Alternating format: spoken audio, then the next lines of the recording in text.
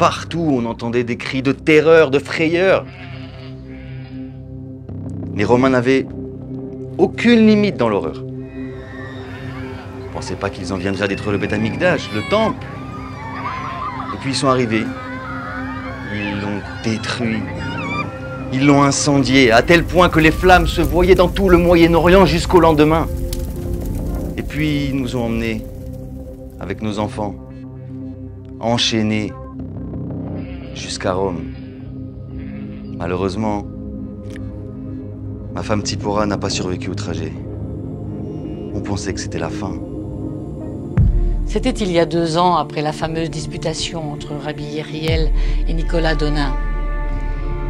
Il y avait un antisémitisme à l'atmosphère palpable dans les rues de Paris, à cause de ces fanatiques qui se disaient insoumis à la juiverie. Je devais passer place de Grève. Je ne savais pas ce qui se tramait.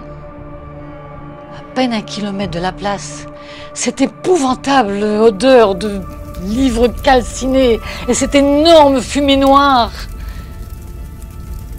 C'est le Talmud qui brûlait. 24 charretées sur la recommandation de Grégoire IX et sous le silence de son successeur, Innocent IV. J'ai pu rentrer à la maison en me fondant dans la foule. Mais mon fils Yaakov, lui, n'est jamais rentré. Et dire qu'on se sentait si bien à Paris. Quand le roi Ferdinand a signé ce funeste décret de l'Alhambra à la fin du mois d'avril, personne ne voulait y croire. Mais quand ils l'ont proclamé officiellement à son de corne dans tout le royaume, on a compris qu'il fallait prendre ça au sérieux. Expulsés. Juste avec nos vêtements et quelques bagages, on a dû renoncer à notre or. Pendant un moment, on s'entendait bien avec la bourgeoisie espagnole. On en arrivait presque à penser qu'ils nous considéraient comme leurs semblables. Faut dire qu'on avait réussi dans la vie. Un moment, on avait bon espoir que le décret soit révoqué. Quelle erreur! On nous a juste autorisé à embrasser la foi catholique. Plutôt mourir. Le décret n'a été reporté que 2 jours plus tard, le 9 Av. Dans la fuite, on a dû se séparer, des cris, des pleurs et comble de l'horreur, on n'a pas retrouvé notre petite Sarah. Elle n'avait que 7 ans. J'étais en train de coiffer un bon client, David Kirschenbaum. Et puis, j'ai entendu des bruits terribles. Des bris de glace, des cris haineux. On a été très surpris. Et ensuite, on a entendu des cris de terreur. Des pleurs de bébé. J'ai dit à David de fuir, mais il n'a pas couru assez vite. Personne n'est venu nous secourir. Ni la police, ni même l'armée du Tsar. Et pourtant, les manifestations, elles étaient d'abord dirigées contre lui. J'ai vite compris qu'on ne pouvait pas compter sur des aides de chair et de sang, mais seulement sur Avinu Sheba Shamayim. Il était 8h30. Ils sont arrivés par centaines, armés de gourdins, de couteaux et même de haches.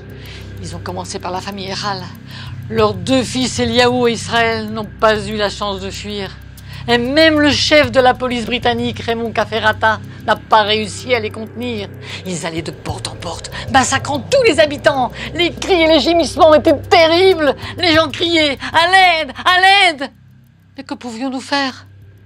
Dieu merci, j'ai trouvé refuge avec 32 autres juifs chez un voisin du nom de Khad Jessa Cordier, qui nous a cachés dans sa cave. Mais quelle terreur pendant ces longues heures! J'étais à la synagogue quand c'est arrivé. C'était juste après le discours de Goebbels. À cette époque-là, on était de bons Allemands, bien intégrés, bien assimilés, universitaires reconnus. Et pourtant, les membres de la Stoßtruppe, Adolf Hitler, l'unité des gardes du corps de ce monstre, se sont déchaînés littéralement. On a compris tout de suite qu'il fallait fuir. Mais tout le monde n'a pas eu notre chance. Ils ont démoli le Beth Knesset. Et Shlomi, le Gabbai, est mort en même temps que le Beth Knesset pour lequel il avait donné toute sa vie. C'était Shavuot.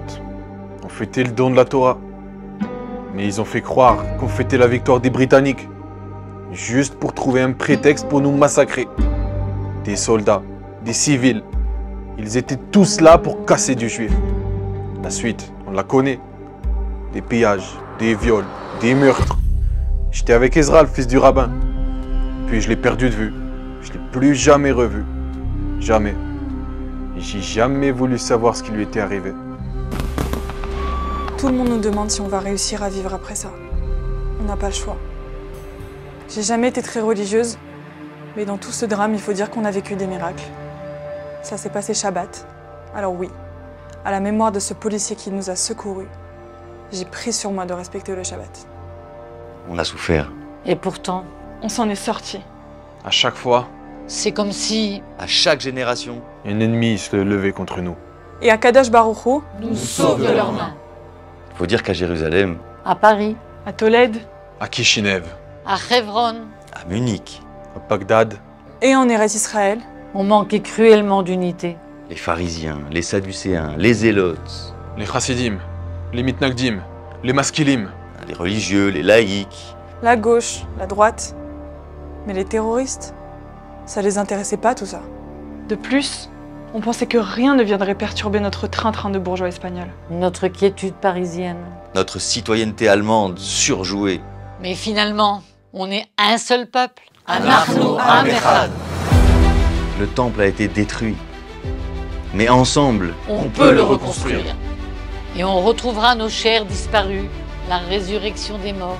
Zipporah, Yaakov, Sarah, Dovi Kirschenbaum, les frères Echal, Shloim et le Gabay, Isra, mes voisins, mes amis, les otages, les soldats et tous les autres. Et puis le temple. les korbanot, la avoda, Am Israël Chai V'Kayam.